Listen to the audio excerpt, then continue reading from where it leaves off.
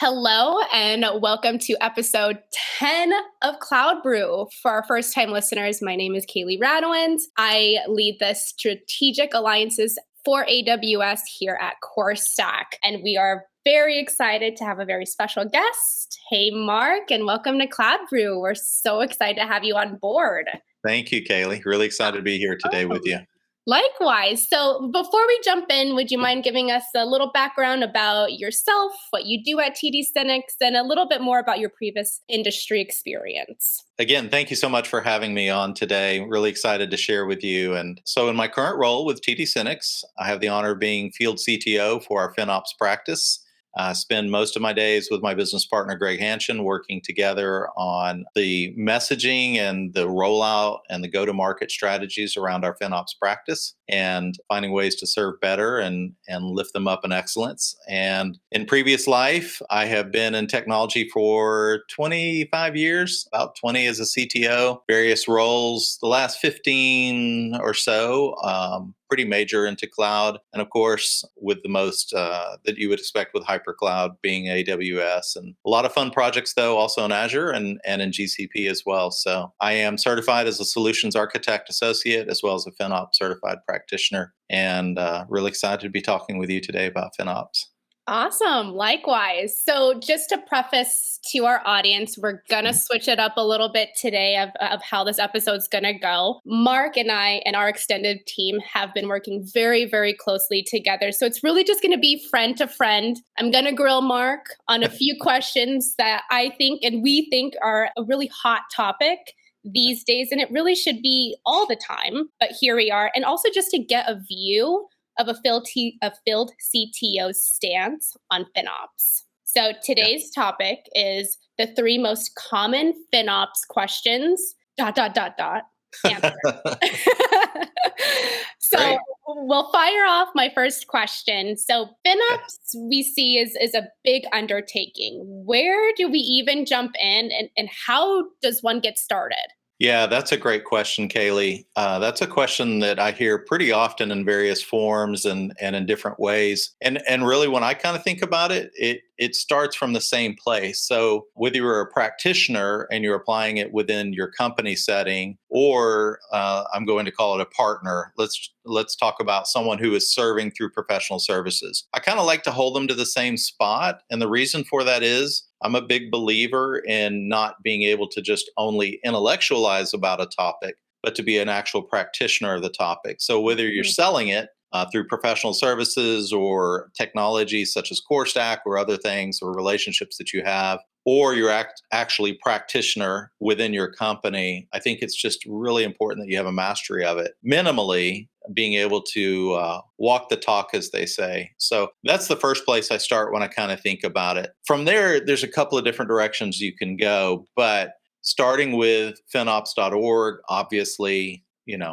spend time with the website. It wouldn't take a person more than 2 or 3 or 4 hours at total to really consume the material. And my encouragement would be, work towards your FinOps practitioner. I think it's important. It demonstrates at least a general level of understanding to the world that you've taken the time to invest and know how to be able to speak and how to position the framework and how to relate that to the maturity model that it is organizationally and being able to apply it technically. So I think that's the first thing. Again, whether you're applying it internally or you're going to go and apply it within customers, it's important to be able to demonstrate that. And then from that spot, it's just being able to understand and relate the business model, proposed context that what FinOps does. Really, it's about the framework itself, the personas and their interaction with the framework itself, and then the maturation organizationally in this crawl, walk, run. We like to call it the infinity model because you're never really done with it, right? So, you're informing, and you're optimizing, and you're continuing to cycle back and through because you're really trying to make a cultural shift and then highlight through analytics the easiest way to come at moving the organization towards the best value return for the investment in cloud. So that's the kind of the way I think about it to start. And there's other ways to go at it too. I'm, certainly getting into how would you roll that out and how would you continue to apply it and so forth. But yeah. Awesome. I really love the stance of it's always it shouldn't just stop. You don't just Right. start and stop, right? It's Right. always something that you should always keep conscious and in mind when you're with your company or wherever you may be. Right. So thank you for your insights on that. So question 2, running FinOps as a partner, like a reseller or distributor, how would you think about this as a practice and profit? Yeah, that's a really good one. Again, the differences being an actual practitioner, you're not really focused on profitability Mm-hmm. of running FinOps. You really are focused on optimization and other activities that are driving the value of cloud through alignment to the business. When it comes to profitability and creating a P&L, I think there's a number of ways to come at it. And this is something we think a lot about. For example, how would you go about creating a technological stack in such a way that you're creating margin? And what would that Mm-hmm. margin look like? And how would that margin relate to the value you create for your end customer? And going even further, are there things you can do to educate your end customer or use that funding in such ways to really help them lift up their game, to understand better how to apply it? And I would say I've even begun to start seeing some of the pressures moving towards a lot more embracing of the authority to operate. So customers are deciding FinOps is really important. We understand it better and know better how to apply it. But we're kind of seeing this pushback that says, well, we don't really want to get into it. We want you guys to run it for us and think Mm-hmm. about how to do that on the daily. And then going even a little bit step further, part of what FinOps talks about is cost and utilization. The constant push is on optimization of rate. But we're now starting to see organizations that go, well, that's pretty good and all, but I don't want to look, over my shoulder and rear view of the last 30 days of my cost and usage. I kind of want Uh-huh. to know in the moment, like how much am I paying for things and is that moving the right direction, or minimally having the ability to respond to something before it blossoms into a real pain. So we're seeing this kind of movement towards observability and being really aware through real-time analytics. Hey, what are my actual costs and where are those costs coming from? And what decisions can I take today, or what conversations need to be happening internally today in order to address them? So there is that for those organizations that really understand how to move towards that and really understand how to mature their offering for an end customer through those kinds of practices. There's a real competitive stance for being able to get out in front and drive value to their business model. Yeah. Awesome. Yeah. And I think it's forecasting is such a big thing, right? It's okay, whatever's past is past. I want to Right. know right now what's happening, but also effectively forecasting what that looks like and essentially doing it right. Yeah. So Yeah. that's a huge thing. Awesome. That's super great insights. Question 3. So this is Okay. going to be a loaded question. Okay. So I've been hearing it. We've been hearing it. I'm sure you're hearing it on your side. Cloud vendors have been pretty quiet about FinOps as a whole. Is it a bad idea to embrace Hmm. FinOps when big cloud vendors are less vocal about it? So that'll be my first portion. And then the second one would be, have you seen a cloud vendor that has been more vocal than others? Wow. That's again, Kaylee, it's really an intelligent question. I think the first answer is no. Don't stand back just because cloud vendors have been a little bit slower or a little bit different in how they react to it. I mean, the reality is this is a global movement.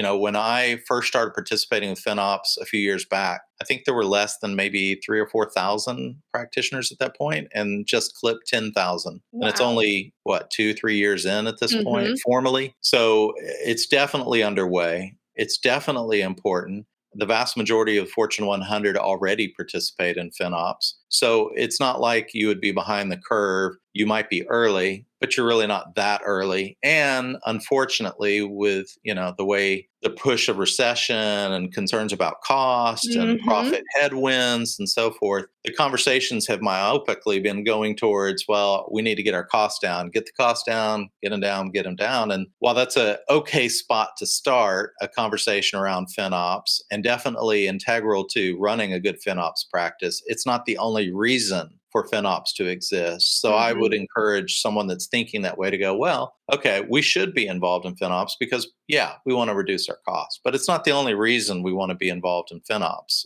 We don't want to outsave our competition. We want to outperform our competition, which means we invest in the right ways and we do that better. So part of that function is, spending money in the right way, and cost optimization serves that. So yeah, I would say definitely be involved. And have I seen any one cloud solution more than another step forward? I mean, Azure recently joined FinOps.org a few months back, and they had their particular take, which I think is very valuable. AWS has been talking about this since before FinOps was an org.